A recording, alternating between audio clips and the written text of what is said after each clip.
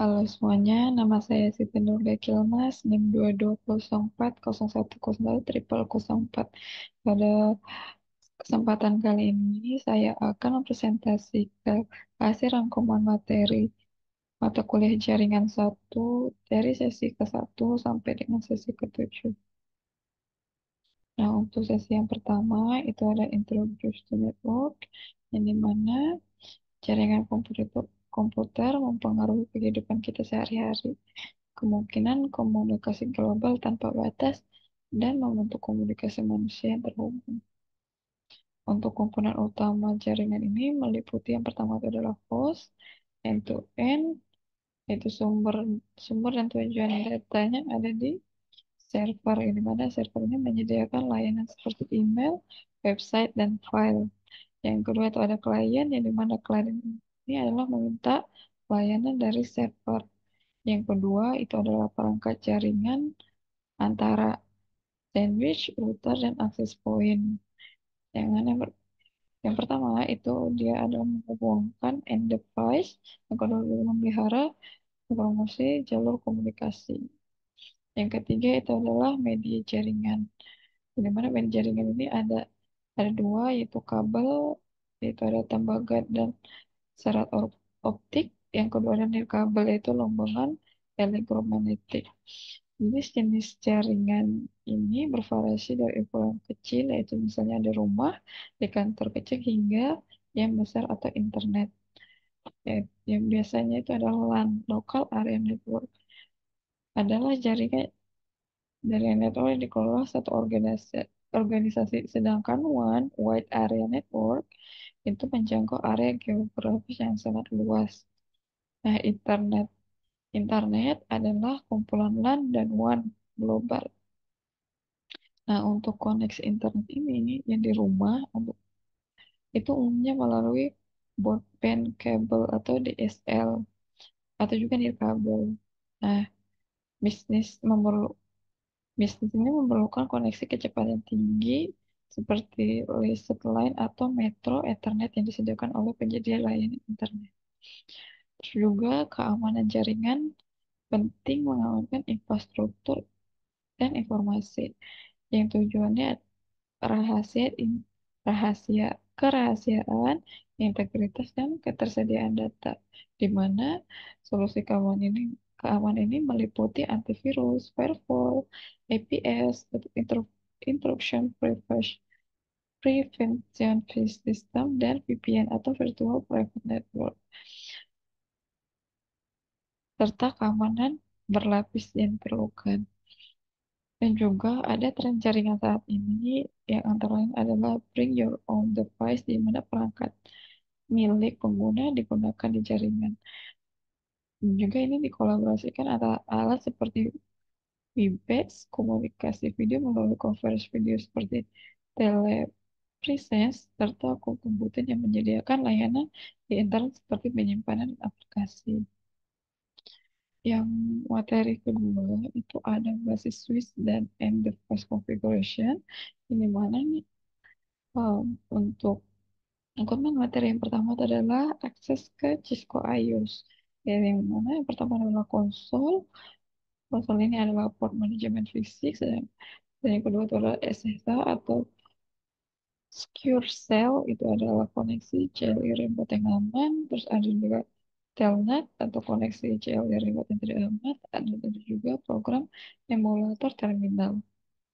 Yang kedua itu adalah navigation iOS, yang dimana itu meliputi user action mode, gitu ya, akses terbatas, terus level action mode, akses pemerintah, terus ada juga configuration mode, mengkonfigurasi perangkat, dan ada juga configuration mode atau konfigurasi kontrol konsol SSH antarmuka. Ketiga itu adalah struktur perintah iOS yang terdiri dari kata kunci dan argumen, dan juga si sintaks, yaitu tem- teks tebal sebagai perintah dan teks miring sebagai argumen.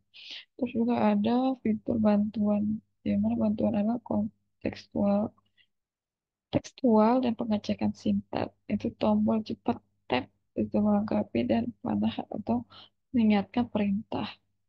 Yang keempat itu ada konfigurasi dasar, yang dimana itu adalah yang pertama adalah penamaan perangkat yang nama yang digunakan adalah nama yang unik, terus juga ada pendua kata sandi, yang dimana panjangnya harus 8 karakter. Jika tidak, maka dia akan eh, eh, dia harus punya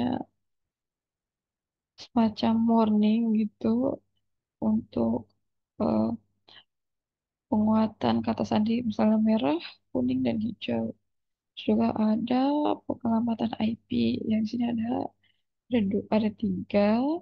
Di mana IPv4 yaitu mana notasinya adalah desimal dipisah, yang contohnya adalah 192, 164.1.1 seperti itu.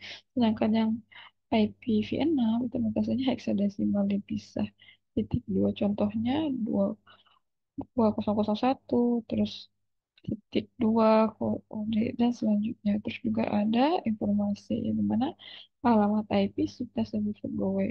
Terus ada antarmuka dan port, di mana port fisik jaringan pada perangkat, terus juga ada jenis media, kabel tembaga, serta optik nirkabel. Yang ketujuh ada konfigurasi IP pada end device. Mana ada dua, yaitu manual, yaitu mengkonfigurasi alamat IP. Terus juga Sukses dan Default Gateway. Terus ada DHCP, yaitu alamat konfigurasi IP konfigurasi secara otomatis.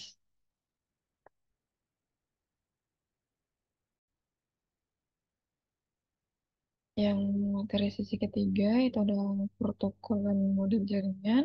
Yang dimana yang pertama itu adalah protokol komunikasi. Dalam protokol komunikasi ini, protokol itu sebenarnya adalah aturan atau standar untuk komunikasi data. Yang dimana protokol ini mengatur encoding, formatting, ukuran besar, timing, dan opsi penyampaian, yaitu unicast, multicast, atau broadcast. Yang dimana fungsi protokol jaringan ini itu ada yang pertama addressing, yaitu mengidentifikasi pengiriman-penerima. Yang kedua ada reliability, menjamin pengirim data. Yang ketiga adalah flow control, mengontrol kecepatan aliran data.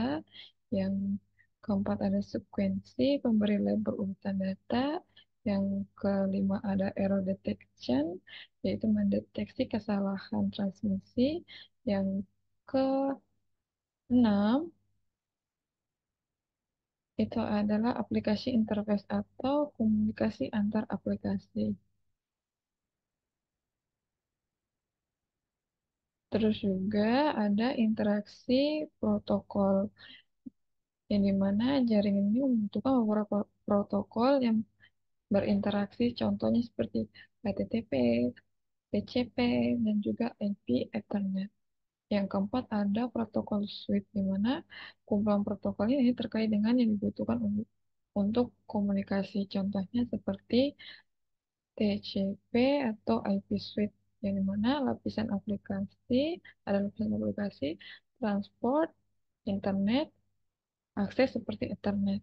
Yang kelima adalah ada organisasi standar, yang dimana di dalamnya itu ada in- uh, ISOC atau Internet Architecture Board, IAB, dan juga ada IETF, yang dimana organisasi ini adalah masuk ke dalam pengembangan standar internet. Yang yang kedua itu adalah ICANN, di mana organisasi ini mengkoordinasi alokasi IP address dan mengelola domain. Yang ketiga itu ada IEEE, ada IIE, terus ada CIA, terus ada ITUT, yang mana ini adalah standar elektronik dan telekomunikasi. Terus yang terakhir itu adalah eh, pentingnya untuk mengikuti standar ag- terbuka agar terjadi interoperabilitas, di mana perangkat dapat saling berkomunikasi, terus dapat juga pesaing untuk mendorong inovasi dan juga adopsi yang luas. Yang keempat itu adalah titik keempat itu adalah lapisan fisik atau physical layer, di mana lapisan fisik ini merupakan lapisan terbawah dari model OSI yang bertanggung jawab atas pemindahan data dari perangkat keras ke perangkat keras lainnya. Lapisan ini mendefinisikan yang pertama adalah media pengantar data, terus jenis konektor, aturan pensinyalannya. Terus untuk jenis medianya itu ada tembaga, di mana tembaga ini itu ada koaksial, di mana sudah digunakan, terus ada juga twist pair, ada juga WTP yang paling sering digunakan atau dipakai, terus juga ada STRP.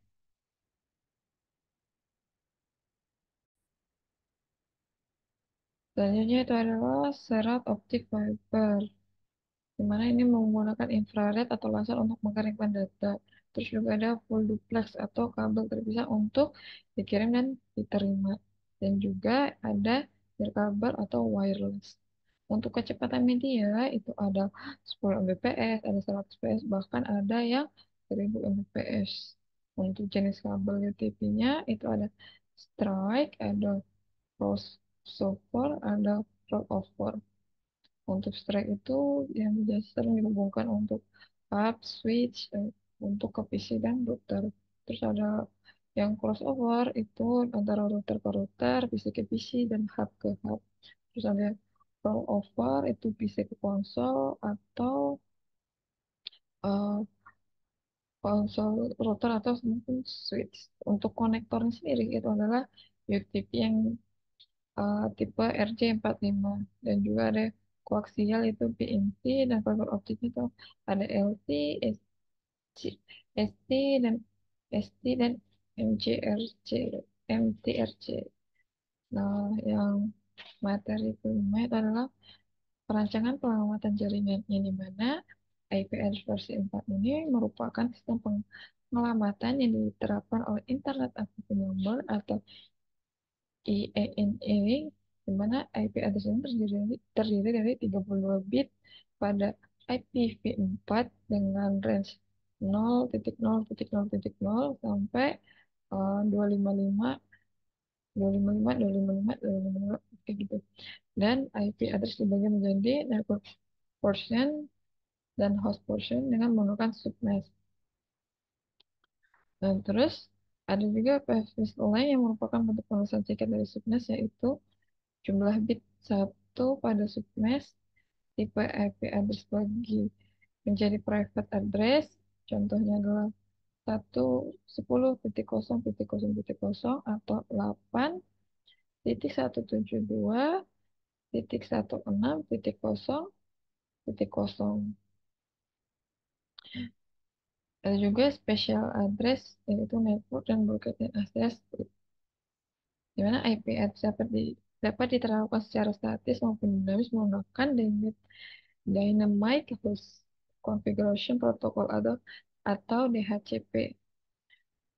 Subnetting ini dilakukan untuk mengatasi kongesti untuk pengalaman jaringan. Pembentukan subnetting dapat didasarkan pada jumlah jaringan atau jumlah host yang dibutuhkan dengan mengubah network ID dan host ID sesuai kebutuhan. Proses ini melibatkan penghitungan jumlah bit subnet dan perhitungan host yang tersedia.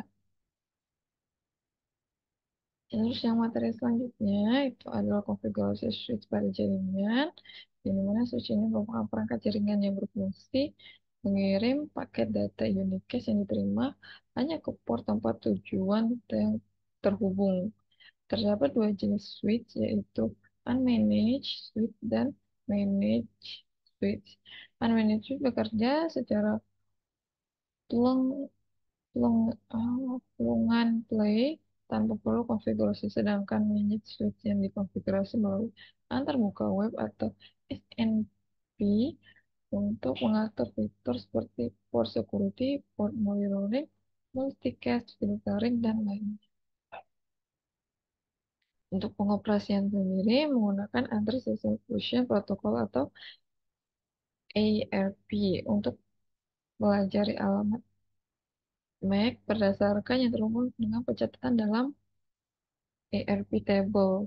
Kemudian meneruskan paket unit case hanya pada pertujuan berdasarkan ARP table. Untuk paket broadcast dan multicast, switch akan meneruskannya ke semua port. Dan pemilihan switch ini didasarkan oleh faktor seperti harga, kecepatan port, kemampuan ekspansi, kemampuan konfigurasi, dan fitur tambahan. Penerapan switch yang perlu dipertimbangkan kelistrikannya, posisi klien, keamanan, dan kerapian instalasi.